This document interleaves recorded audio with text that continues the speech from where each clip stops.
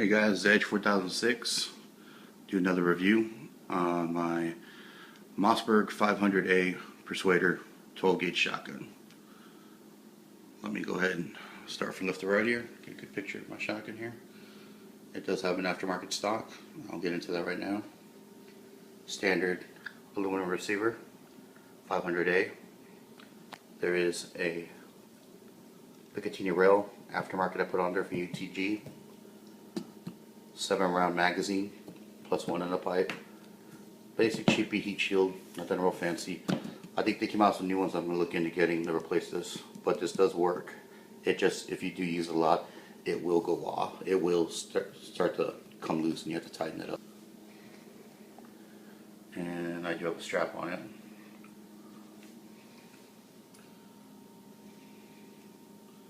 Go over some of the features of this particular shotgun. Set. So go ahead and turn it over. There you go. Opposite side here. And again, aftermarket stock. It's a recoil reducing stock. I'll go into details in a sec. And here we go. Alright. Most people, if you don't already own a Mossberg, you know about them. This is again a 500A Persuader. I'm very fond of this particular shotgun because it does hold 7 rounds plus one in the magazine. That's plenty as far as pump shotguns go. Some you'll see they're cut down. They carry 5, maybe 6 if you're lucky. 7's pretty good. I know the 590 I believe carries 8 plus 1, which is pretty good. A total of 9. And down the road I wouldn't mind picking one of those up, but I got a really good deal from a buddy of mine on this particular shotgun. Let me show you the stock here. This is a Knox recoil reducing stock. Some people don't like it. It has a bad rap. Fancy did a bad review on it. I like it. I've shot it before. It does its job. I'm not old school shotgun guy who shoots a lot of skeet, shoots a lot of trap, where I'm gonna have my cheek all the way up, bumped right here, right on this sucker right here, to where I get that cheap slack that they call. I don't see that. Some people do. I've shot it many times and I have no problems. I've shot buckshot. See here, standard bird shots, easy. Buckshot, no problems. Slugs, no problems. And I'm pretty comfortable with it. I've had it for over a year now. Going on about 2 years. I've had this particular setup on it. Now Knox did release a new one that's a lot cooler looking. This one's not bad looking, but a lot neater looking with the grips. It's their version 2.0, whatever they're calling it. And I think it looks really cool. It's not Knox anymore, but it's Black Hawk bought up Knox. I'm aware of that. But they came out with the new version, looks pretty cool. Going over the action of the shotgun. See a couple things here.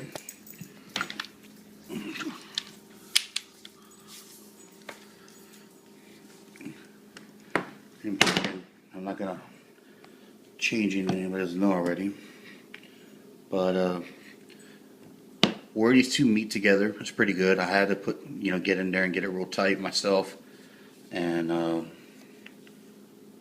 it's pretty good. You can fit a business card in there, but it's not terrible. I've seen some people put them on and they couldn't even get them that close, so I did a pretty good job there.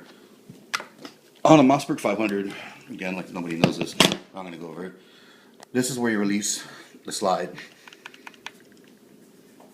or the magazine, so you can chamber around. This is the device, the button that lets it go. On a Remington, you have it up here. It's pretty neat. On a Remington, I do like it. Prefer it a little more, but you get used to it just the same. It's a matter of training with it. The one thing I do like about the Mossberg 500 or the Remington is that the arms that come on it, there are 2 of them versus 1 on a Remington. It depends on the model. I'm not saying I know it for a fact on every Remington, but the Remington 870 Express and 870s typically only see one of these arms that's going in here. That is a plus. The aluminum receiver does cut down on weight. Steel does feel better to me, but the aluminum receiver does cut down. These are substantially lighter than a Remington, and there's pros and cons to anything. There is a plastic trigger guard housing on this, and a plastic trigger. I would like to see that steel. I'm down the road, I might replace that out. It's not necessary, but you know, aesthetics and durability, it would help. But aesthetic wise, I mean, this thing works just fine. There's a 6-position stock. I can stretch it up. If you're short, you can adjust that. Feels pretty good. I like the weight. You don't get tired of holding it around. It's a great home defense shotgun. The original stock that came with this was really bad for Mossberg. It had a little bump pad, but even using, not even sound like a wussy, but even using bird shot hurt. After a couple shots, it got old. So getting this stock was definitely an improvement. I would like to see the new one coming out and maybe try that, but I'm not exactly thrilled about spending another $100 to find out yet. I'm gonna have to try to shoot some buddies and see. I also noticed in the new one they also have a better recoil pad or a limb saver on it than this current version, but this one does well. Let's go ahead and let me check it for safety. 1 sec. As you can see, she is empty. Let me show you what I like to keep in her shooter. Alright, here we got, this is my line up here. We got Winchester.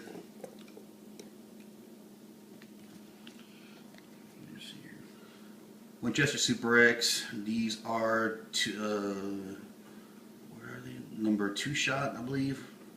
Lead. These are high brass. They do kick.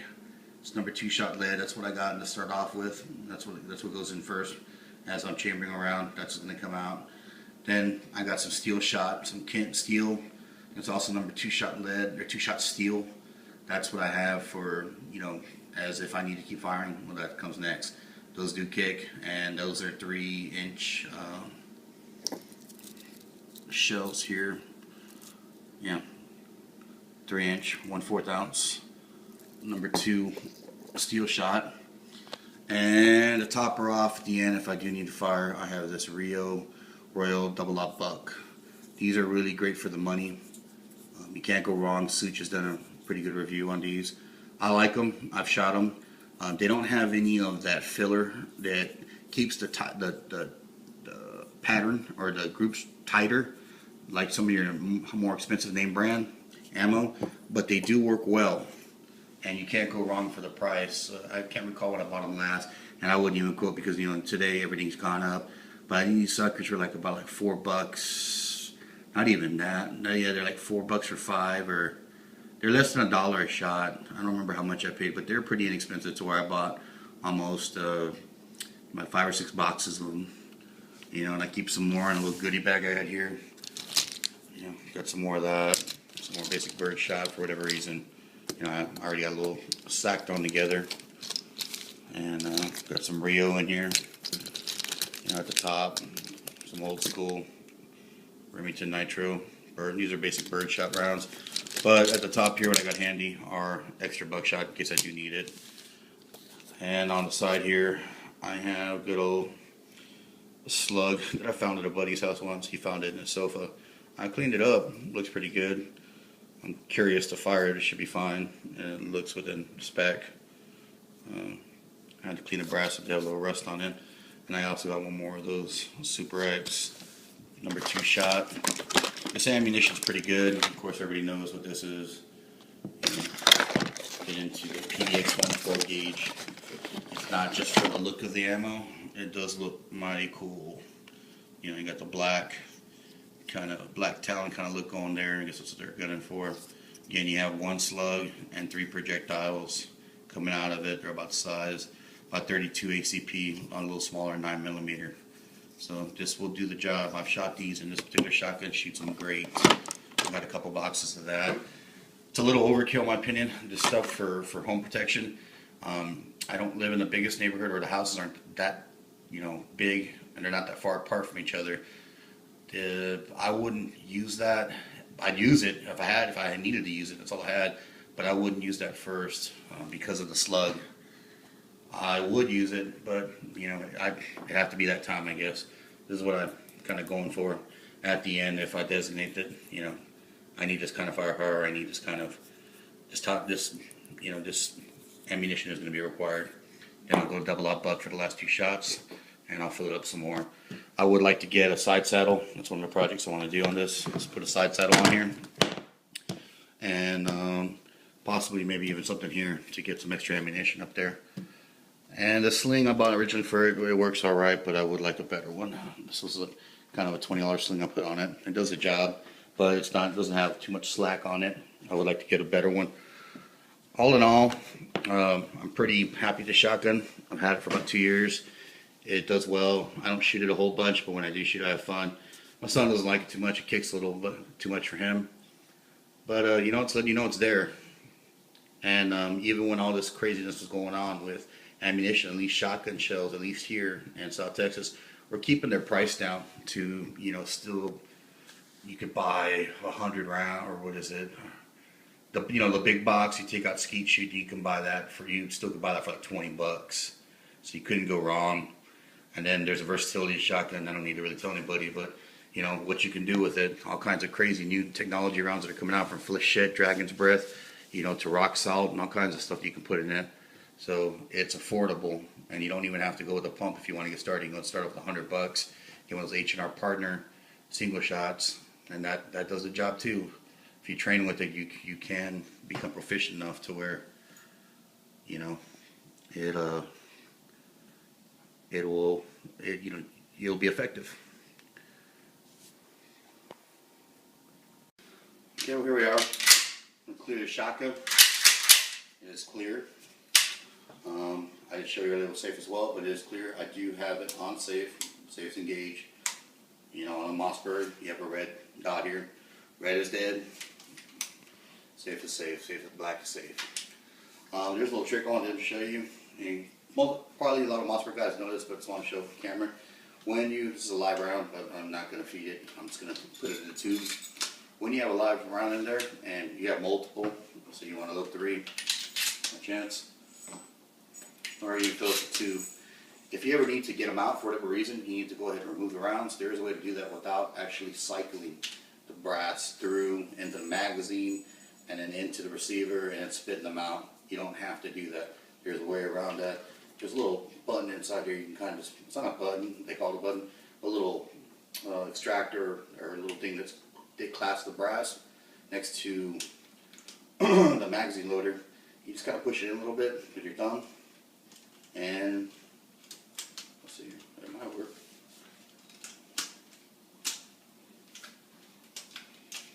There we go. And you can get the rounds out like that pretty simple.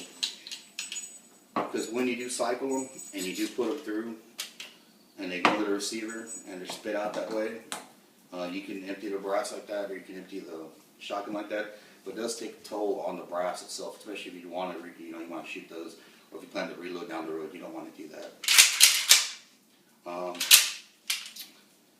I have a little gold dot sight here at the front, little post there, gold post. It's not a whole lot, but ever since I put that UTG deal on there, this UTG Picatinny rail, it lines up pretty good. Because of that groove that's cut in the middle for the slot, it lines up pretty good as an aiming point for this. I do use that right now. In the future, I do want to put a ghost ring sight. That would be neat back here, and then maybe even get one put in the front. I probably have to get a gunsmith to do that unless I can find some other way to do that. And I do plan on replacing this heat shield with something a little bit better. I don't shoot this a whole lot, but when I do, it is fun, and it's, my opinion, like many people agree as well, it's probably the first thing you want to get as a home defense weapon. They're inexpensive. You can buy them, a good one for $200, H&R Partner. You can buy some used. Some people buy shotguns and they hate them. They just do not like the way they kick, and they sell them cheap. They buy good ones too, and it's like, I just want to get out get out of it. And you can find a good deal like that sometimes. Other times, like I said, H&R Partner makes an 870 Express knockoff. It's a really good round, really good shotgun. There's some accessories. A lot of accessories are compatible with the 870, so there's a lot of gear for that. But I do like the Mossberg 500.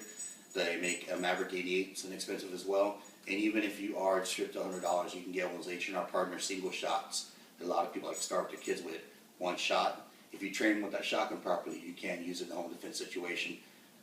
You train yourself to feed around, so you can do it. It's been done. Anyways, it's 2006. I'm going to go sign off here. Fight the good fight. Keep your groups tight.